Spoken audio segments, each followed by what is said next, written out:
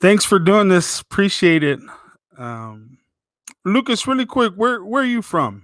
I'm from here, You're from from Las Las Cruces. Cruces, and you're here locally right now. Yep. Yeah, I'm here in Las Cruces. All right. How's everything go? How are your holidays and how's your new year started? So far so good. I've had my daughter this last week, and we've had a blast. Just playing cards, letting her enjoy her break. She's not super stoked about going back to Zoom school, but she'll survive. We're all adapting, I guess. So she's got a couple more days, I guess, but it's back to work for me tomorrow. So Nah, I'm with you. My son is same way. My of course he don't mind it just because he gets to see other kids, of course, but he's just waiting to go back. He's about to be 7 in February, so he wants to get back. But yep. and you've lived here your whole life? Yeah. I lived in, I mean, I was born in Tucson, but we moved to Hatch when I was 6 months old. So I've lived in Doña Ana County almost my whole life. Almost your whole life. And how old are you? I'm 36. 36 years old. Okay. Well, one of the main reasons like why I wanted to have you on, I mean, of course, because like the audit came out. That Yep. audit came out, and which we'll talk about here in a minute. But it was honestly, it was your post in particular, and there's a couple reasons why I say this. Of course, you went in and you put in those the media and the literature needed to back up any argument you had. I mean, you put it in the comments. You snapped what you needed to snap out of that report. And basically what's that report at the end of the day? That the our tourist section out of Las Cruces is dirty, or some part of the town is dirty.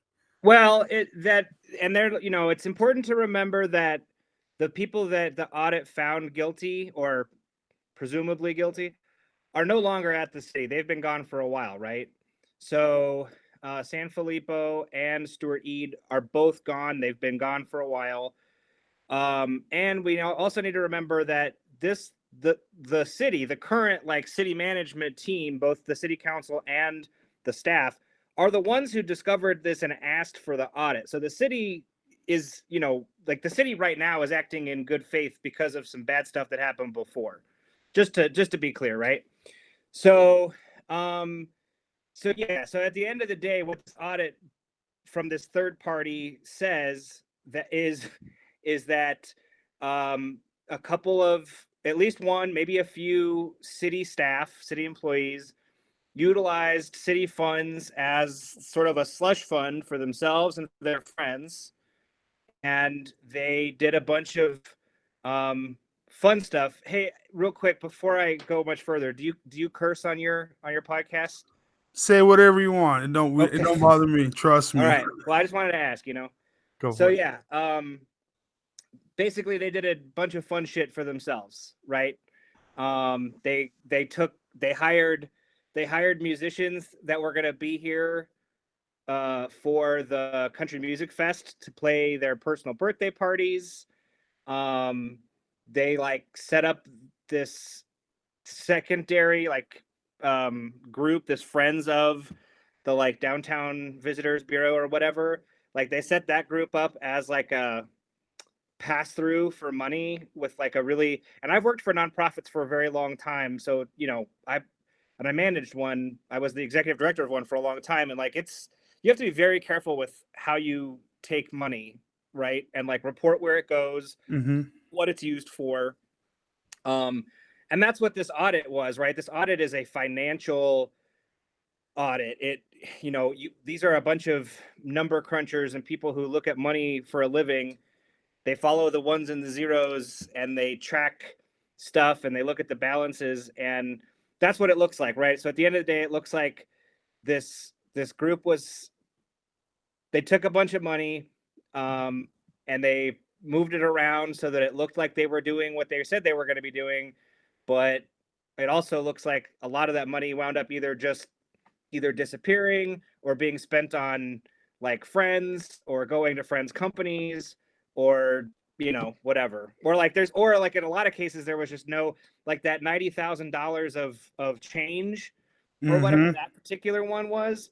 Like that one's wild, right? Like like that's like imagine you worked at Walmart and like, the manager comes by with the register till, and it's like counted out, right? It's like you have this much change, and like at the end of your shift there has to be X amount of change, there has to be the certain right amount of dollars. It has to match with what you put into the machine, right? And if not, you're on the hook for that. And like imagine if at the end of the shift some manager just walked by and was like, yeah, I'm gonna go take this out to my RV. You know what I'm saying? Like, and that's what it looks like happened with $90,000 of money that came from the city. Which, and again, like city funds, that's all, at some point that's all our money, right? Like those are taxes we paid into the city. So Mm-hmm. Yeah, I mean, well, she had done an interview with Mesilla Valley News, and with and with her, what I'm saying is I'm gonna switch over to Marcy Dickerson really quick, because in that audit and in your post, which your post, a lot of people reached out and commented their feelings, of course, locals, and that's what really got my ear and got my eyes, because I look at Mesilla Valley News is interview with her. It doesn't have this kind of traction like your post. Look at Las Cruces Sun News. I mean, it's with what you were putting on in your thread itself, where I feel like people who know her or know of her a little bit more from behind went in and said something. well, some of it might have to, because we're a small town, right? And like, local beef smells big, right? So people, and Marcy and I go way back.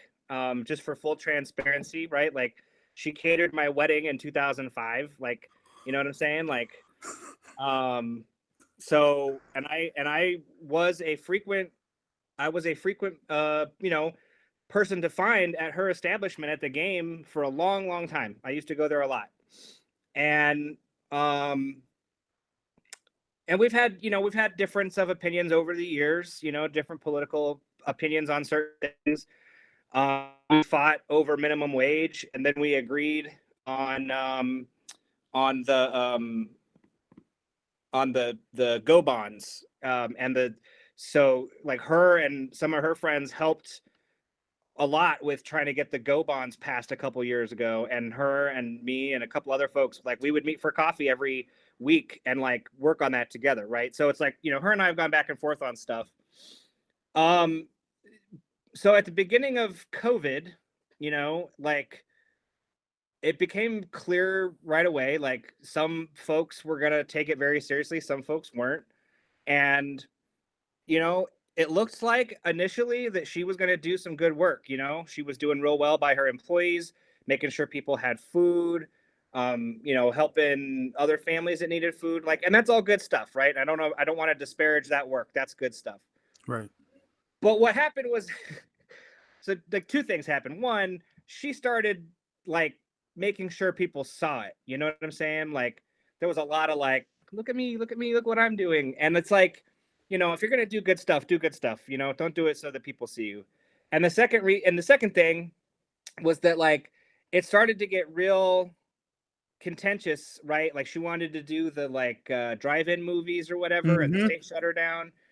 And so she made those shirts that said like "Free Marcy" or whatever. And like in a world, because like again, that was happening like right around when George Floyd was happening. Like in a world where people, especially people of color, are literally being murdered by the state, like making a joke t-shirt saying "Free Marcy" because you can't open your restaurant or whatever, like it's in poor taste to say the least, if not just downright rude and awful. And so, like that was like that soured my feeling about potentially ever going to be a patron again. You know what I'm saying? Like I wasn't gonna. It was just like I was like, man, like she's making it real hard for me to want to go back and be a customer at her store Mm-hmm. with her attitude towards COVID, towards the state situation, everything. You know what I'm saying? So, anyways, that I all is got what you. it is. But I think that the reason, sorry to get, that's a little bit of a tangent, but I just want to be honest and transparent here, right?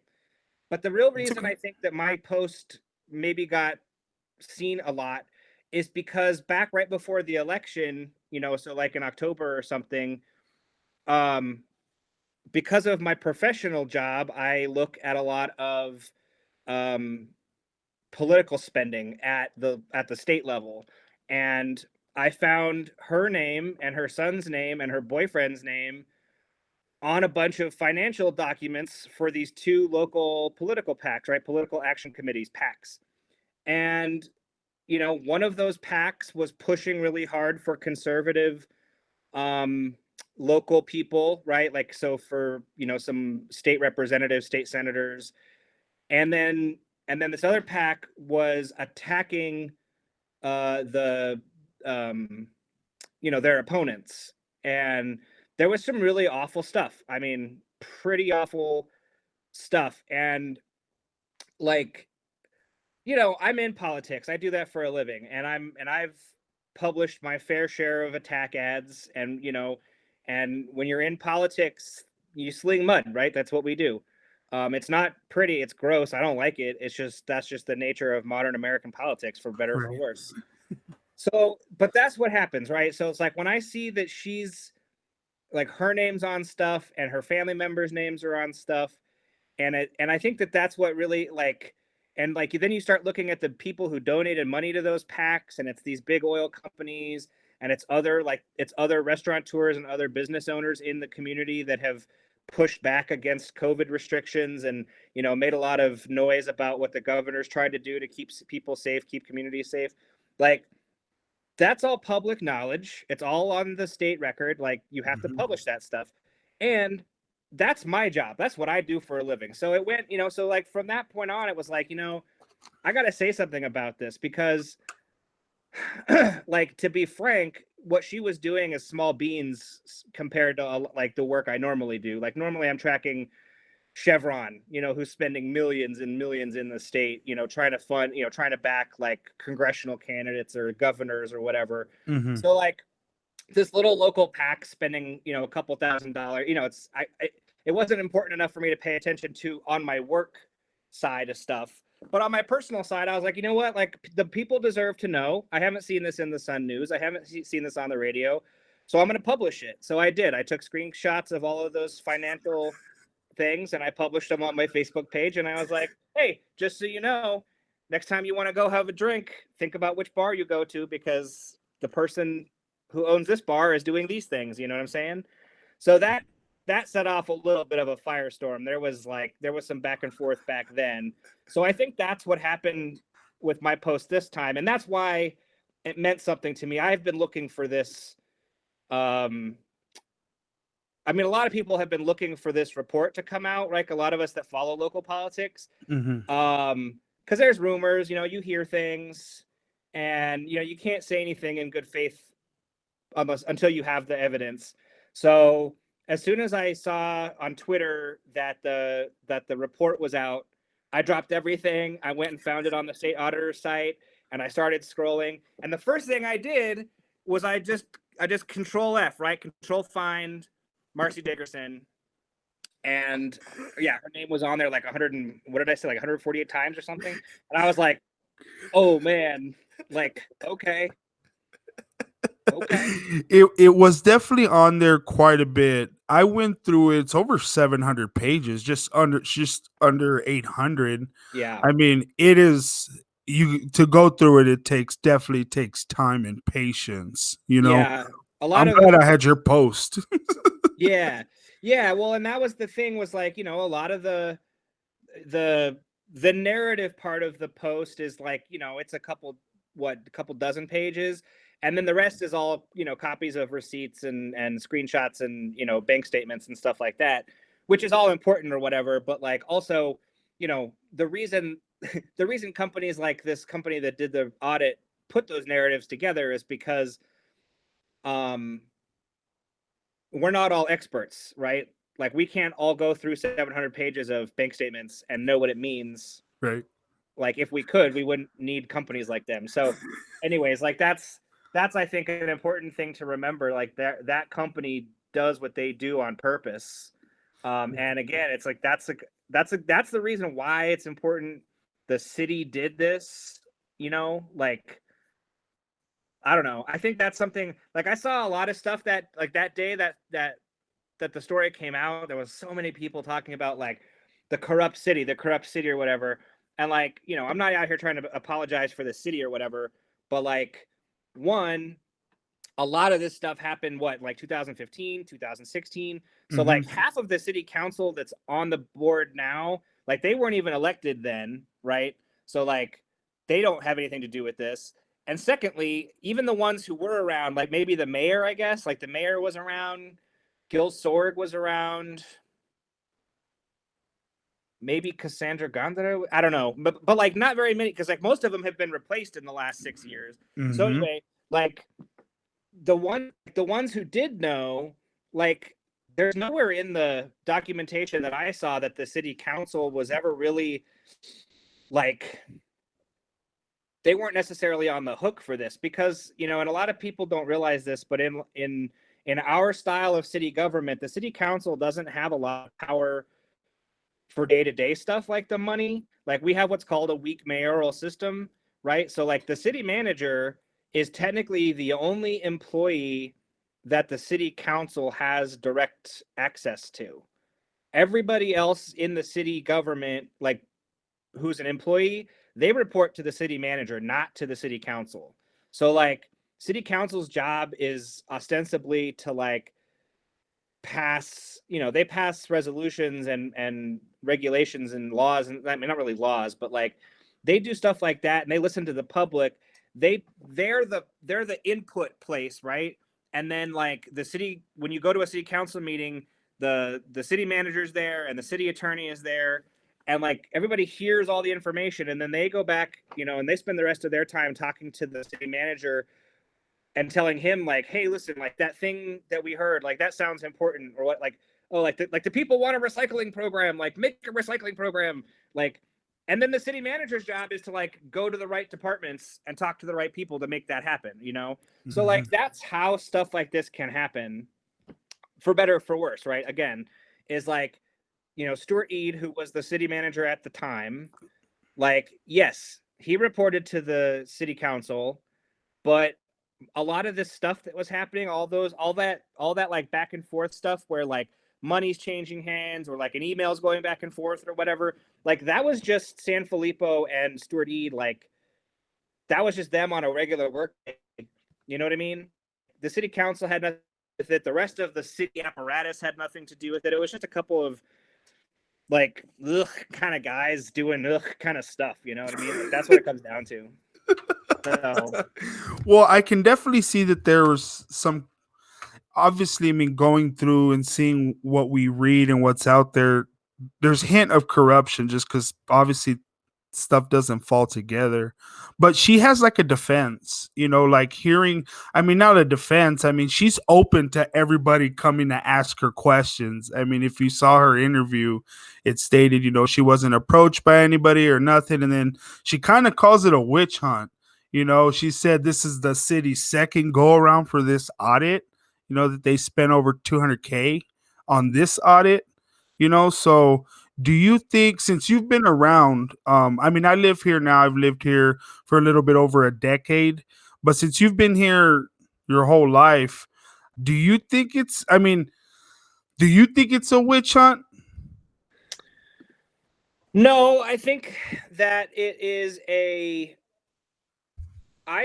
this is the ongoing continuation of improvement that actually people have been asking for years. Like, and let me see if I can explain that better. So my cat's going wild over It's here. Um, you know, like 10 years ago, right? Like 2010, I first started getting kind of interested in like city government stuff because they were putting Main Street back through downtown, right?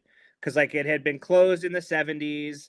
We had that weird like urban renewal or whatever, the walkway, and a bunch of vendors downtown wanted to like put the road back through because they thought it would revitalize downtown.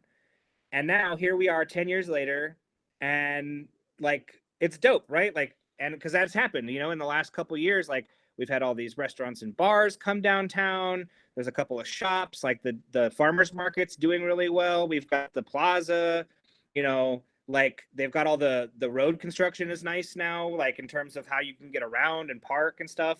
So Mm-hmm. like that stuff takes time, okay, right? And so here's what so when I hear that thing like witch hunt, I think about this. I think that like 10 years ago, the people that made up the city council were all like real estate agents and bankers and travel, what do you call them, like whatever, you know, like they're all business people. Business. They're all people that came from the Chamber of Commerce.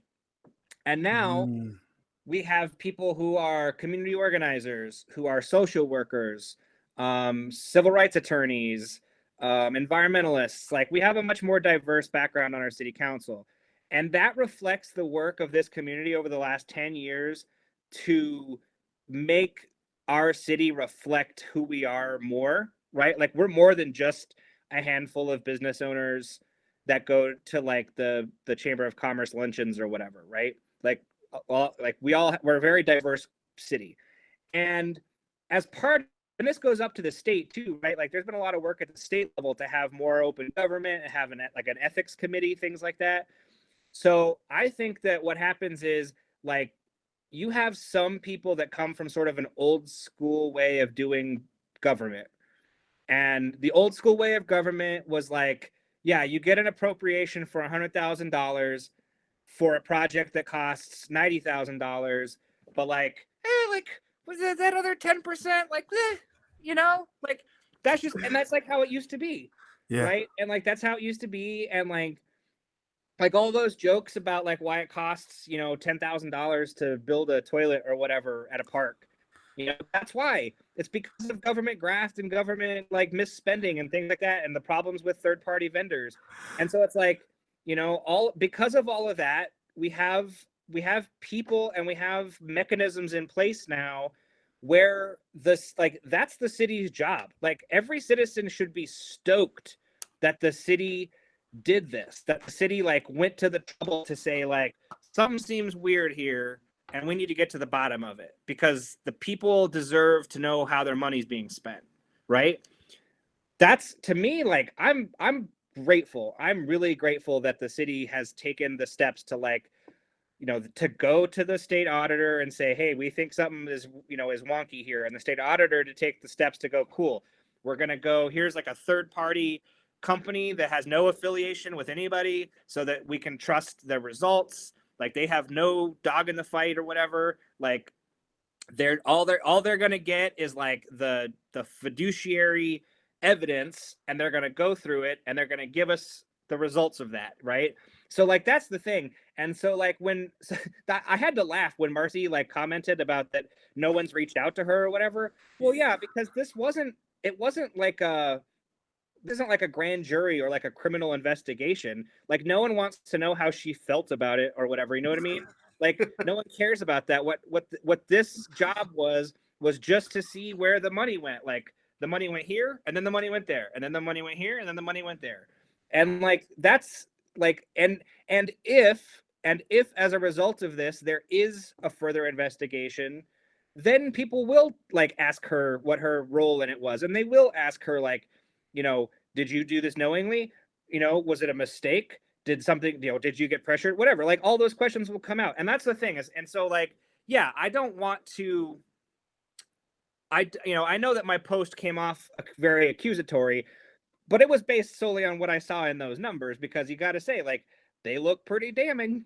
And, you know, but I'll admit, like, everybody deserves their day in court. I'm here for justice. So if that's the way it goes, like, yeah, I want to hear her story. I want to hear how it all pans out. I'm not here to like to condemn anybody. All I'm saying is that based on those numbers and like just knowing the way the city worked 10, 15 years ago and the way we've improved things, no, I don't think it's a witch hunt at all. I think that this is the city doing their due diligence. This is the way government should be run, which is to say, like, with oversight, with transparency, and like with like a thoroughness.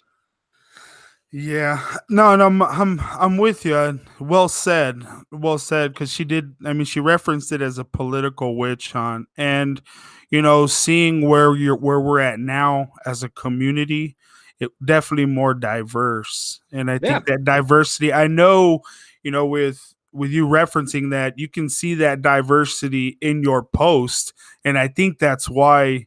It got the amount of traction and comments and shares that it did. I mean, because it was interesting to read, and I'm one to post when I do post something or write a comment on how I'm feeling. It's going to be true, and if all those are true, if something was really done for that, if she really did something bad to make that person feel that way about them or about her, it says a lot about Marcy. But you're right. I mean, she's subject to court if she has to go. Um, it was it's all really interesting. Do you see though, with even after reading the report, her responses, truthfully though, even with who we're talking about, Marcy Dickerson, do you see anything happening potentially to her, like getting a charge or anything I could. theoretically? Yeah, people have asked me. I couldn't tell you. I'm not a lawyer. I'm not a legal expert. I'm a policy expert. I'm not a legal expert. Um, I don't know. Because the role that the city played in asking for this audit to be done, and um because the responsible parties are no longer part of the city, um like they're both gone, right? Like Yeah. there might be limited options. So I would, it's possible. The only other, I guess my big here's what I'll say. I don't necessarily care if anything happens to anybody else, because this already did happen. What I Yeah. will say going forward is that I want to see the city take a better, more thorough, transparent approach to when they do third party vendoring in the future, right? So like I think that country music fest was like a cool thing. Like it was a neat thing for this town to have. Like Mhm.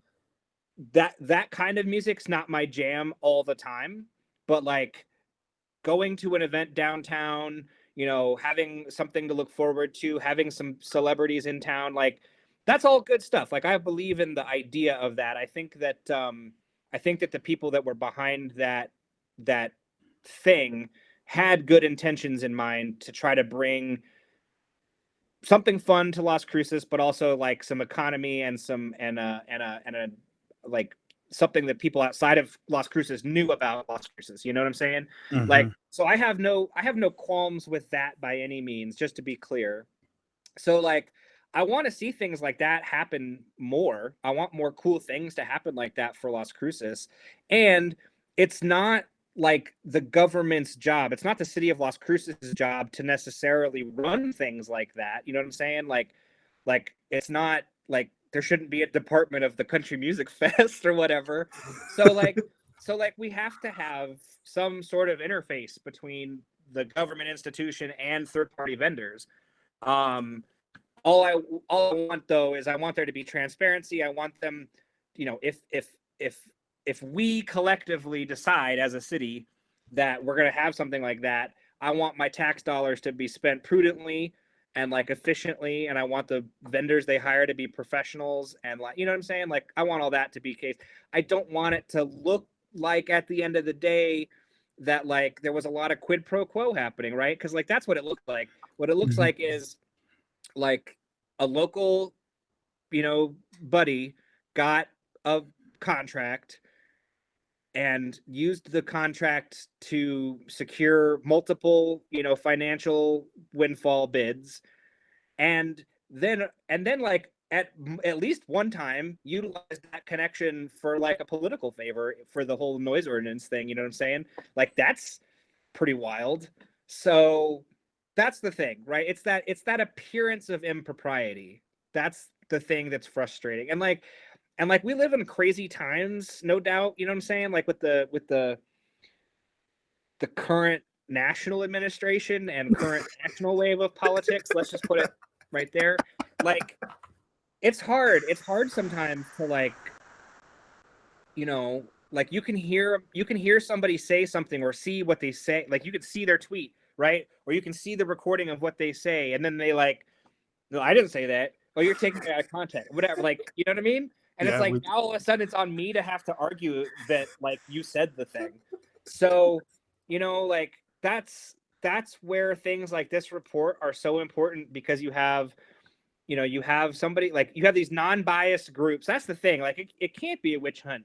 Like this firm that does this financial audit, like they're a third party professional firm. They don't know who Stuart Eade or Phil Sanfilippo or Marcy, like they don't know who those people are. They don't even like none of them like live in this town. Like that's the thing that cracks me up is like there's no witch hunt here. If it was a witch hunt, it would be the city and it would be like her political rivals doing something through like probate court. You know what I mean? Like that would be a witch hunt, and that's not what this was. So no, you're definitely right. I'm with you.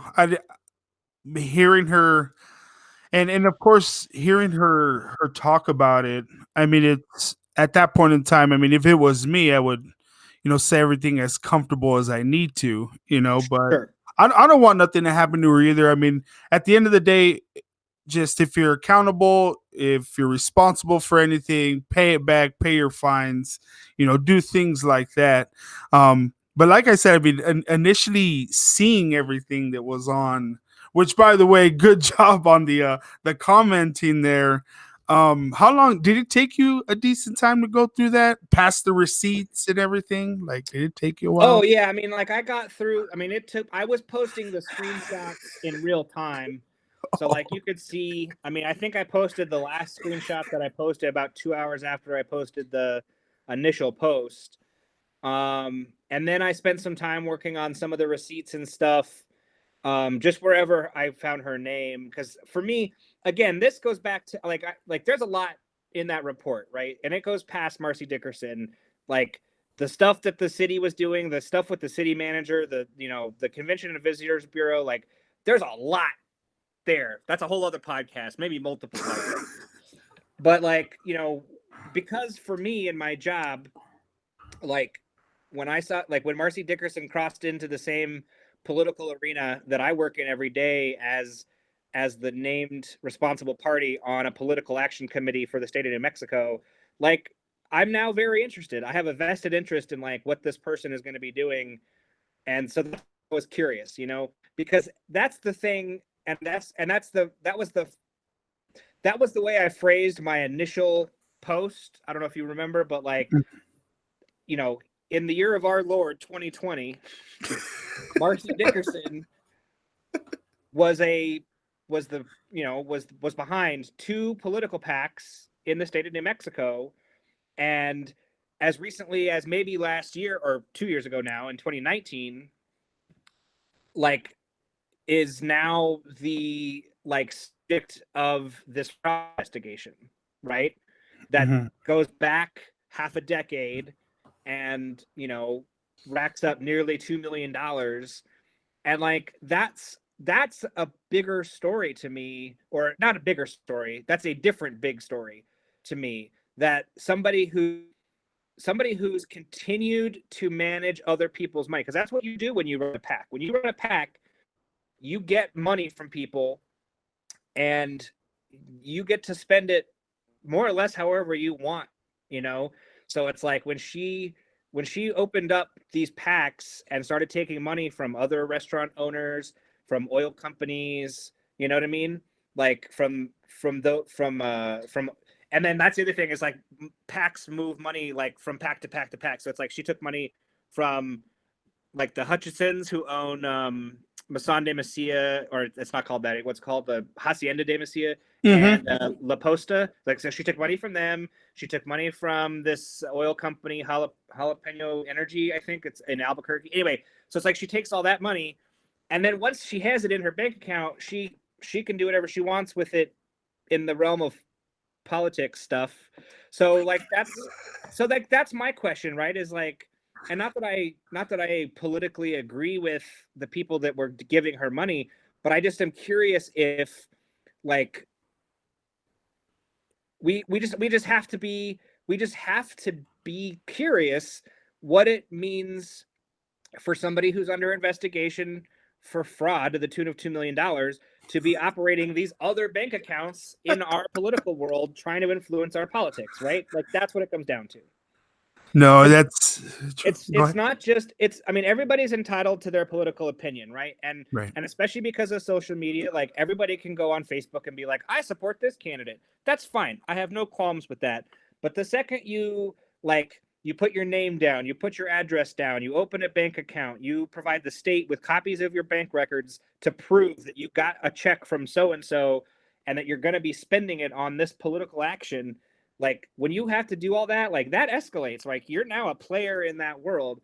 And so like, you know, for those of us that are voters in this community, it means something that like this person who's pulling those political strings is also like affiliated with this other story. You know what I'm saying? That's where my interest really like is coming from. No, I'm definitely with you.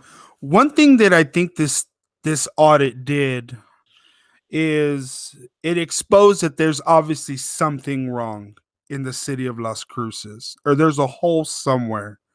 At least that's my opinion. I know you said you're grateful for the audit because of what it shows. Maybe just a little bit more. I mean, what's the plus that came out of this audit in your opinion? Sure. And it's a good question, you know, and some of this stuff is like kind of high level geeky stuff because it's like you have to go to city council meetings every week to know, you know what I mean? But Yeah. I guess I'll say this, like so the city's made up of, you know, multiple departments, right? So there's the city council, then right under them is the executive branch, which is like the city manager, the assistant city manager, and then all the department heads, right? And then there's, you know, there's like a dozen or so departments, and you've got, you know, so you've got public safety, right, which is like the cops and the fire department, and like the interagency department that operates with the county for like 911 and for EMS, right? Okay, so that's one department.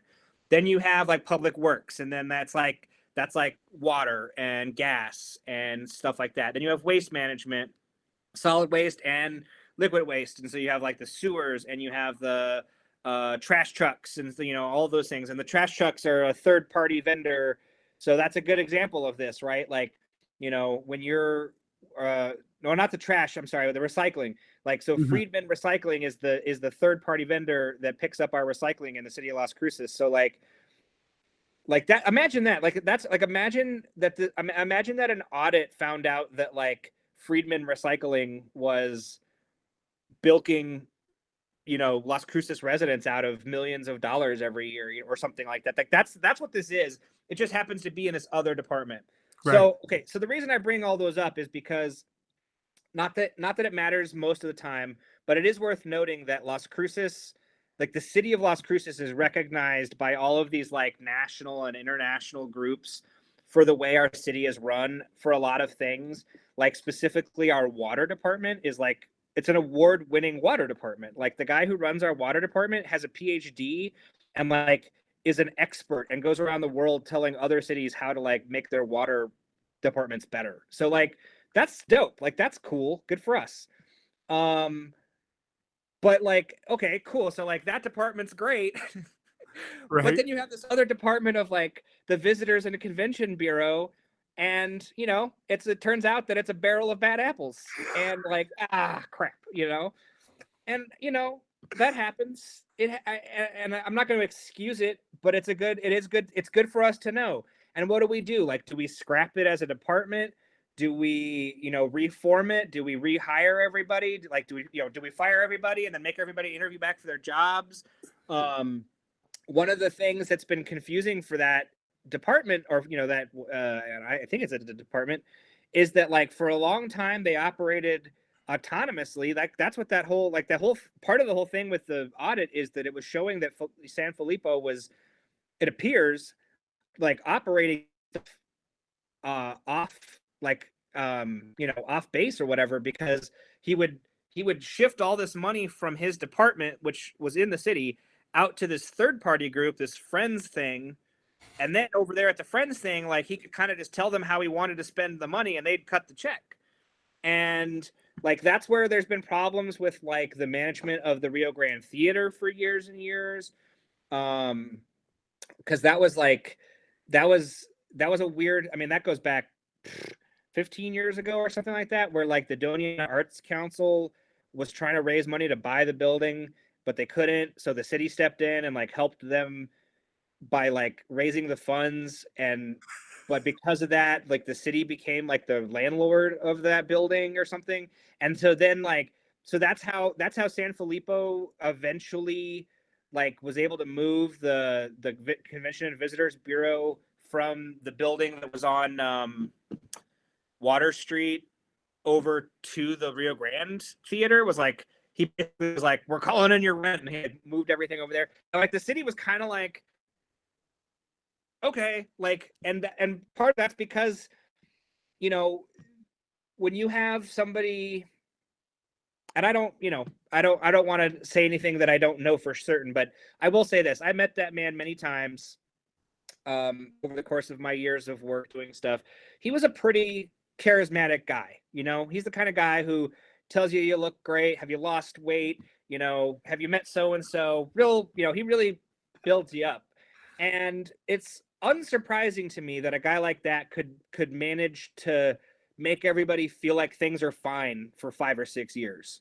You know what I mean? You make enough PowerPoint presentations, you bring in enough cash with your various events, even if you're borrowing it like he was, right? Like he's borrowing it from this thing to show that they made money here when it turns out he didn't, whatever. So I mean, that's not surprising. That's how grifters work, right? Like that's how con men work. Not an accusation, just saying that's how it works. So I guess what I would say, I mean, I'm sorry, it's a long-winded way. I just want, again, like I'm very proud of this city. I love Las Cruces as both a place, but also the people and the people who make up our city. We're doing a good job on it. Like really we are. And every once in a while you wind up with bad apples, and that sucks, and people get hurt and people lose money, and we need to do right by, like, we need to figure out who's responsible for that. And if there's anybody left at the city now who had knowledge of some of this stuff back then, like we should probably figure out what to do with them.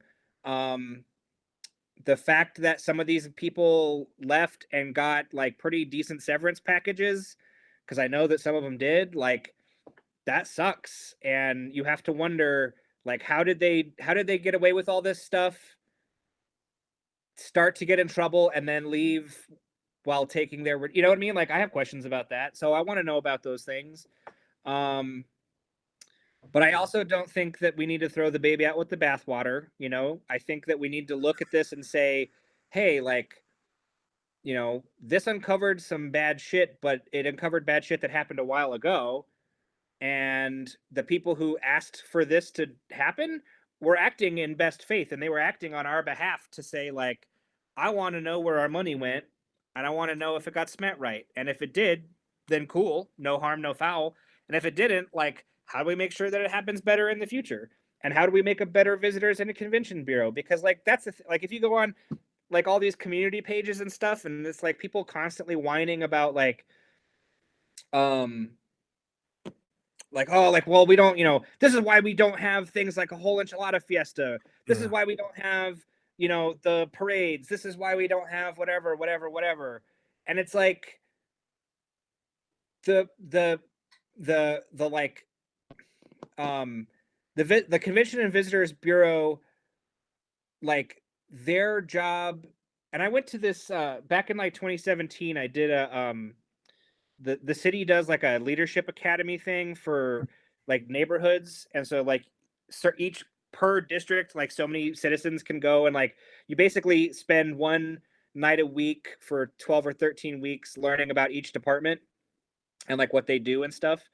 And like I remember the presentation with San Filippo, and I remember him talking about how like at the end of the day part of his job was to try to bring outside money into Las Cruces. Like that's part of his job. And some of that is like putting an ad in a trade magazine that travel agents in New York will see, and some of that is maybe like talking to retirement um people or whatever, but some of it is also organizing big events like country music festival. So like there's a balance there, and like but we as citizens also want to and have want to have like fun things to do. um and so but like again, like it's not the city's job to put those on necessarily. It's their job to facilitate them happening, and Mhm. like that's what the Convention and Visitors Bureau is supposed to be doing. So I guess the other thing I'd say too, and I assume this is happening other than this year because of COVID, but like, do you know, like one of the biggest money makers for the city was that big softball tournament that we used to have. Yeah, the um whole enchilada, softball. yeah, well, but there was, even after the whole enchilada closed, there was a secondary one that was just the softball one. Yeah, it was still they still called it the whole Oh, okay. enchilada softball, yeah. Yeah, it was real big because they would run those games 24/7 for 3 or 4 days, Uh-huh. and there was always out here at the Hadley Fields. Yeah, so it's like that kind of stuff. Like we need like a department that does that. You know what I mean? So that's where it gets confusing, right? Is like somebody has to do that job. Like I want to live in a city where that happens, and so I want my city apparatus to hire somebody to do that job. But obviously, I want them to hire somebody who's like not a grifter and not stealing money from us. Uh, hopefully.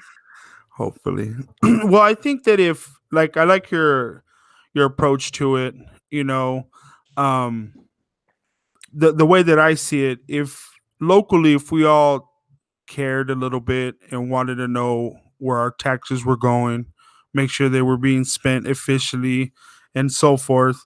If we all had the same outlook like you have, not the exact same, but not the exact same, but you kind of know what I mean. If we all had a thought in mind of where our tax money was going, there'd be a lot more of us involved. And I think that's what's really important these days, especially you see it now after our current, as you say, administration in and so forth. I mean, I think it really did shed a light that we need to fix it locally and then in order for it to, get right all the way to the top, so um that one thing that you really push for people to do is to get into local politics and stuff A- like that.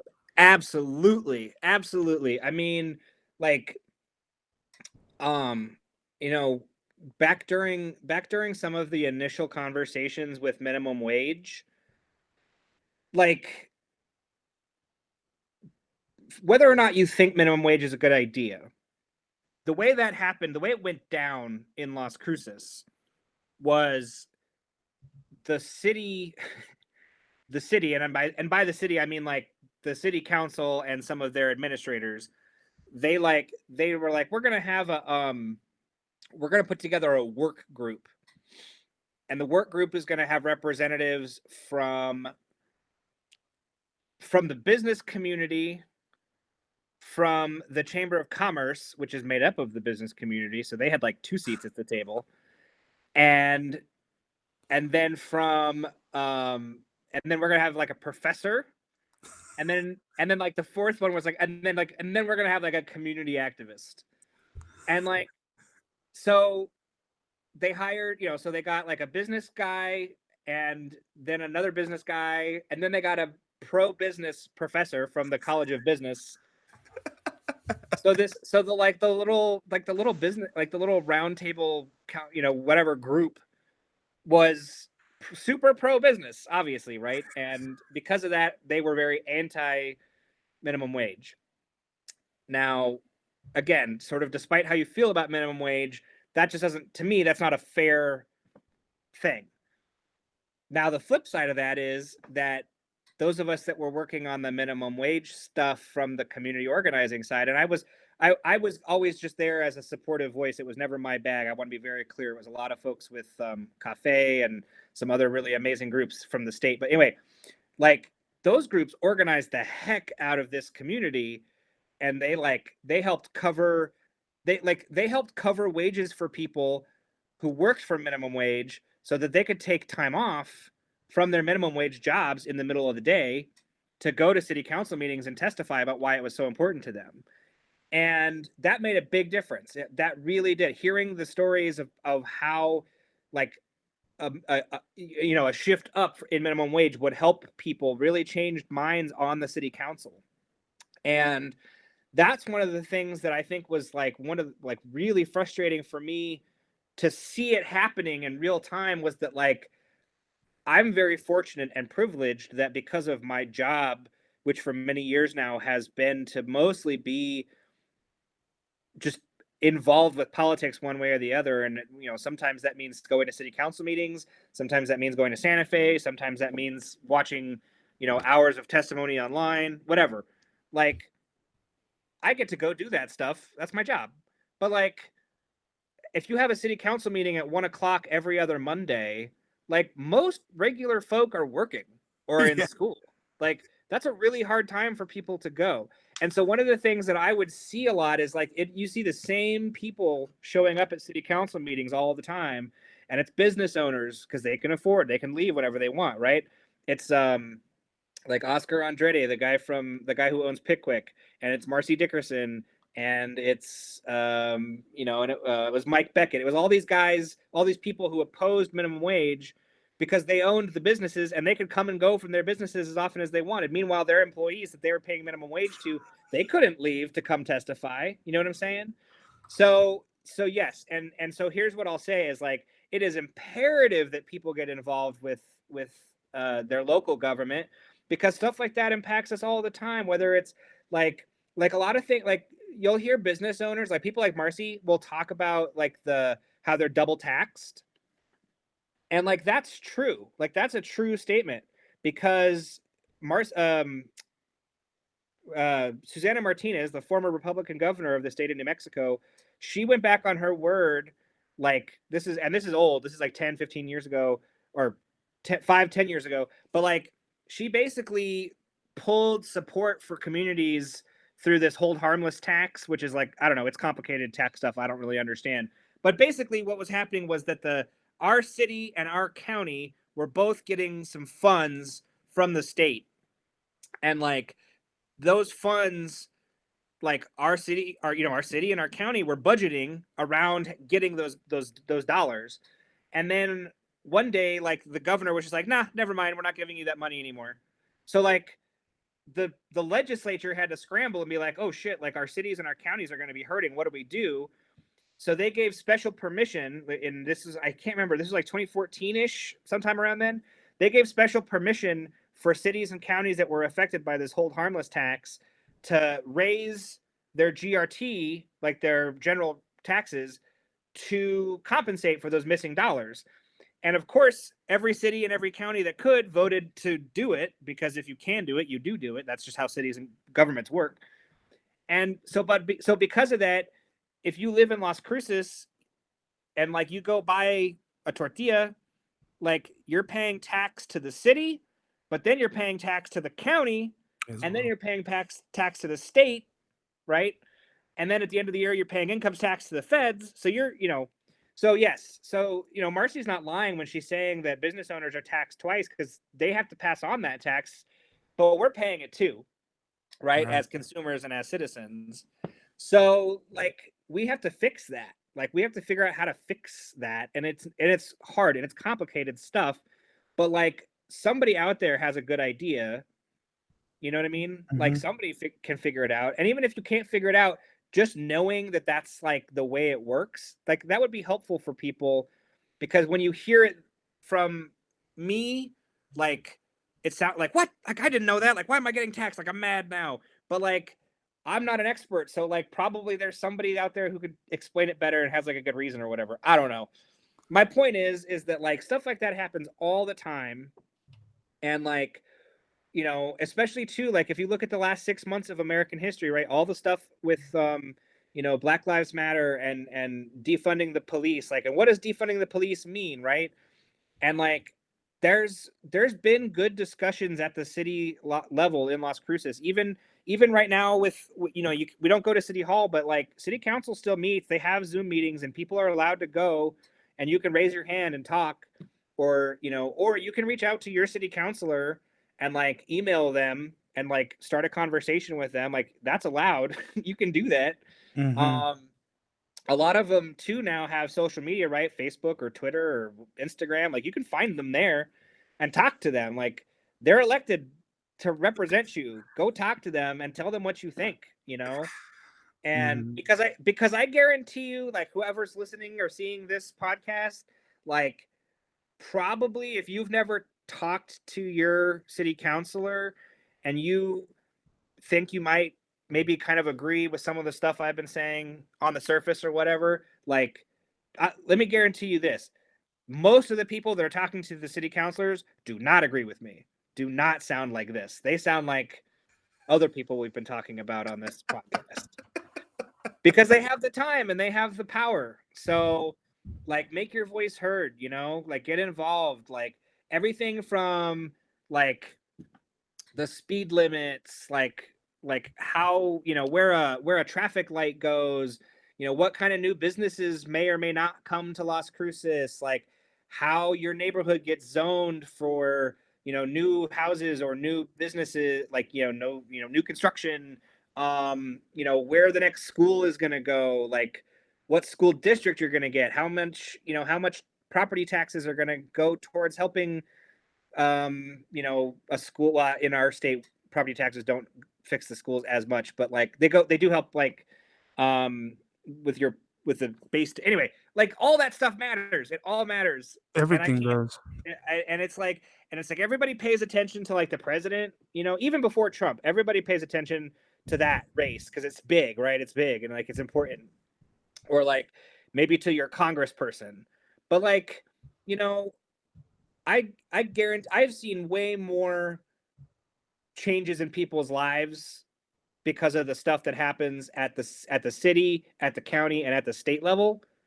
Like I know a lot of people who went and testified at our local city council meetings about minimum wage, and both because they got both because we passed minimum wage raises and so they got more, they were getting paid what they were worth, but also because they got that experience, they're now like doing other dope stuff, you know what I mean? Like they're out there like changing lives themselves. um like I mean, and at the state level, you know what I mean? Like so much stuff happens at the state level. All like new laws, taxes, gun rights, funding for cops, funding for schools, like how we get our energy. Like 5 years Mm-hmm. ago, most of the energy in New Mexico came from a coal plant, and over the next 10 years, that's going to drop to less than half. That's important Mm-hmm. to all of us. Like, and that's because we did it here locally. Like that had nothing to do with the federal government. That had nothing to do with the president or our congressman or whatever. So get involved at the local level. Because also too, like if you were mad, like that's the other thing. Like if you were mad about this audit, like if you're mad and like pissed that the city wasted all this money or whatever, like good, like get mad. But like don't get mad now, unless you were calling for this audit 2, 3, 4 years ago, like, and you just found out about it. Like, I mean, I'm not gonna say you don't have a right to be mad. What I'm gonna say is like turn that anger into action and go do something. Like, find out who your city councilor is, find out who your county commissioner is. Like, go look and see how much money the city of Las Cruces and the county of Doñana spend on cops. Like, I mean, stuff like just think about that kind of stuff because it's like those are your dollars. You know what I mean? Like, again, no matter how you feel about whether or not you get paid minimum wage or more or hourly or salary or whatever, like your hard-earned dollars are, at some level, someplace, somehow going into the city, going into the county via taxes, and like other people are making decisions about what's happening and it's impacting your life. And if you want to say in that, you are allowed to. That's how our government works. I love it. Just got to get up and do it. That's the biggest thing. That was well said. One last question though before I send you on your way. Sure, This sure. is just more for you. You know, I love what I've heard up to this point. Any chance we'll see you in a office role somewhere here locally in, let's say, city council? I mean, you've been around. You're local. I mean, I love what to hear you advocate for getting in locally, and that's the biggest thing. Whether you're on the left side, right side, middle, you don't agree, you do agree, you're still advocating for getting involved. So, which is a good thing. I like it. The younger generation needs to do it. But just back to you. Are we going to see you? I mean, I won't lie. I've thought about it for sure. I thought about running for my city council seat. I'm in city council district 2. Mhm. Um, and I thought about it 2 cycles ago, and then I had some personal stuff come up in my life that it really prevented me from making a go of it at the time. And it's also all for I'm so glad, because I don't it wouldn't have been a good time for me to run. Right. Uh, and then this last cycle around, so I guess in 2019, I was thinking about it pretty seriously. Former counselor Greg Smith was going to step down and run. He was running for mayor. um, but then uh, Tessa Stuvey, who is she's the current city councilor for District 2.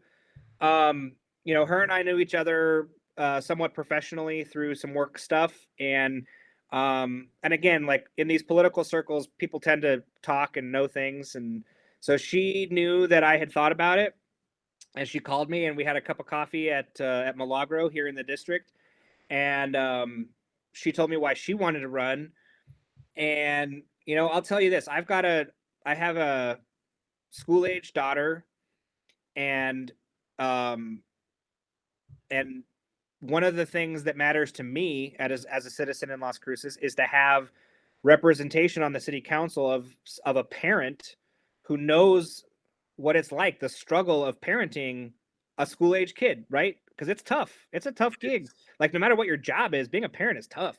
And while while we have a bunch of other really great city councilors, and have had some in the past, and especially now, we, in my opinion, have some really, really great ones. None of them are active current parents. Some of them have raised kids, but they're all adult children or whatever.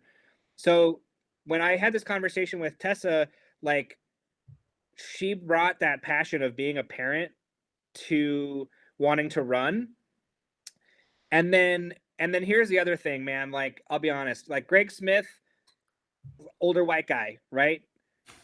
I'm a white guy, I identify as a white person, and I've got a lot of privilege, and as much passion as I bring to all this, and as much like love for this community as I really do have, and as far left as I might be or whatever, like, end of the day, like, if we could have Tessa up there as like a young woman of color, but also like as a parent and as a medical advocate, because of her personal background and also her family's background with medicine, like she brings a lot to the table, and it's just way better for her to, like, she represents me well. She's a parent of a school age kid, which is what I wanted. Like, that's the only reason I wanted to run, was because I wanted to see that representation up there, and now I have it. So I'll run if there's ever a time and a place where there's nobody else to run for something. But as long as there's somebody better than me to run, I don't need to run. I'll just, I'll keep yelling from the background. Well, I'll tell you one thing, man. If you decide to run at some point in time, um once your once she moves up, that individual moves up, I think it'd be pretty cool to see you take over a role like that. And if you ever want to come back on here to push anything, you'd be more than happy I'd be more than happy to have you. You know what I mean? Well, I But appreciate that. Lucas, I really appreciate the conversation here. It was everything was well said. I'd like to connect with you again a little bit later on down the road, and we'll keep in touch if that's okay. Absolutely, yeah. You let me know. In my day job, I do a lot of energy work around the state of New Mexico, stuff with oil and gas, renewable energy, that kind of stuff. So if you ever have questions about that stuff, let me know. But in general, I political stuff in the state is like my wheelhouse. So just let me know, and love to talk to you anytime. Yo, it's Conversation Adventures with Film P, whatever we're called. Yeah, whatever. You know what? Fuck whatever we're called.